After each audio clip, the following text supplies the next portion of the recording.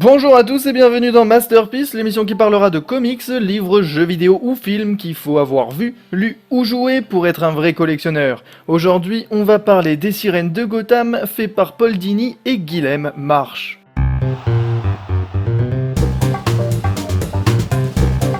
L'histoire est très simple, c'est Ivy, Catwoman et Harley Quinn qui emménagent ensemble et qui vont avoir plusieurs aventures. Ah là là, la vie de criminel, c'est pas vous qui la choisissez, mais c'est elle qui vous choisit. Les dessins sont magnifiques, très beau travail de March qui avait déjà travaillé sur Catwoman d'ailleurs, mais les dessins très détaillés font plaisir aux yeux, surtout que certains plans sont très cinématographiques. Regardez ces trois plans. Là où beaucoup de monde aurait choisi de mettre d'abord le plan où elles sont loin et le plan final où elles se rapprochent, celui-ci choisit de tout détailler pour justement faire monter la tension et la hargne avec laquelle elle va poser la question. Et tout le long du livre, c'est vraiment génial car cette approche, on l'a constamment. Enfin, un comics qui arrive à mettre en œuvre des procédés de cinéma adaptés aux comics. Comme si March avait justement fait ce choix car il était avec Paul Dini, le créateur de Batman, la série animée. Et là où dans la série il y a une grande différence avec maintenant, ouais, il y en a une grande. Bon, pour comprendre cette vanne, il faut avoir vu la série ABTAS, l'épisode 5 précisément. Bref, ce livre, juste par son aspect extérieur, est extrêmement bon. Je vais commencer par les personnages. Ils sont extrêmement fidèles à leur caractère d'origine, pas vraiment étonnant sachant que Paul Dini les a utilisés pour sa série, et surtout, il a créé Harley. Et ce regard un peu vieillot est une bonne chose puisqu'ici, pas de blagues tout le temps, pas d'action parfaitement alambiquée, tout est réfléchi. Toutes les trois servent à quelque chose, toutes ont un rôle. Alors voici Harley, la bécasse qui reste rationnelle, puis Ivy, l'intelligence et manipulation à l'état brut. Et enfin, Catwoman, l'intelligence et la manipulation par la discrétion.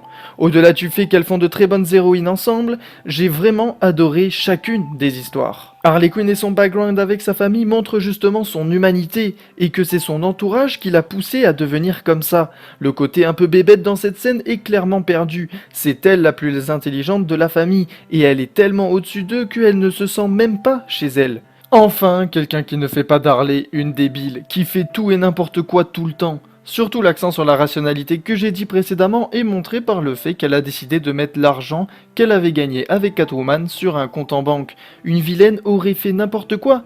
Eh bien là, non. Enfin, te revoilà, Harley.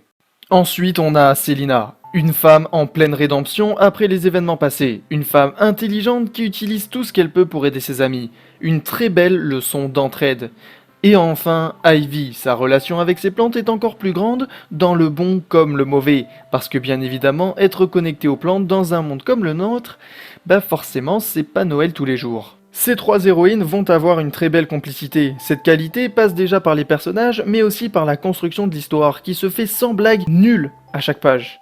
Ici, il y a un vrai équilibre entre le sérieux et les blagues, qui crée une belle atmosphère à la fois sombre et colorée, car même dans les couleurs qui sont censées être pétantes, l'atmosphère reste sérieux.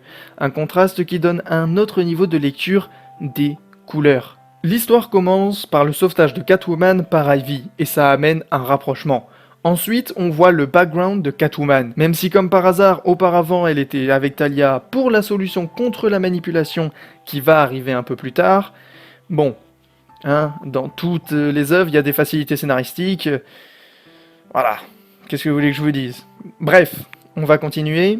Ensuite, Harley, avec son histoire avec le Joker qui fait survenir des souvenirs en elle, puis un meurtrier qui s'en prend à Ivy, et enfin l'histoire qui concerne le Sphinx où les trois vont se réunir et sauver Nigma. Pour ceux qui n'ont pas compris, il n'y a pas 36 000 intrigues, juste une par une.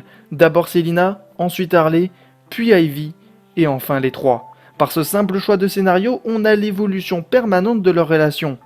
Seules, pour finir, toutes les trois. Et de tout ceci résulte de la complicité. Comme des copines qui essaient de reprendre leur vie en main, caractérisées par Ivy et sa recherche de boulot, Edward Nigma qui devient détective pour la police, Harley qui essaie d'oublier le Joker mais qui reste quand même amoureuse, voilà un point d'ailleurs extrêmement oublié aujourd'hui, quelle tristesse, et enfin Selina qui après avoir été à terre essaie de remonter la pente. Mais la fin montre Edward Nigma avec un point d'interrogation dans les yeux pour montrer le vrai retour de l'homme mystère.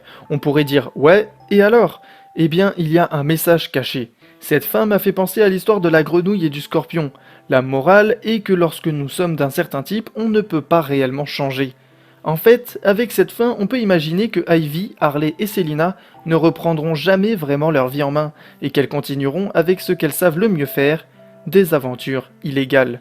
Et heureusement d'ailleurs, parce que sans des aventures comme celle-ci, on se ferait un peu chier. Bref, enfin, une vraie histoire de super-héroïne intéressante tant bien au niveau de l'intrigue que au niveau des personnages. Paul Dini, s'il te plaît, continue à nous livrer des comics de cette qualité. Mais avant de finir, j'aimerais me poser la question, pourquoi celui-là plutôt que la série Harley Quinn? Eh bien, c'est très simple. Ici, la tâche émotionnelle est beaucoup plus forte. Toutes les scènes ont une signification et c'est pas juste pour nous faire rire. La tâche émotionnelle est forcément plus simple lorsque les héros paraissent humains.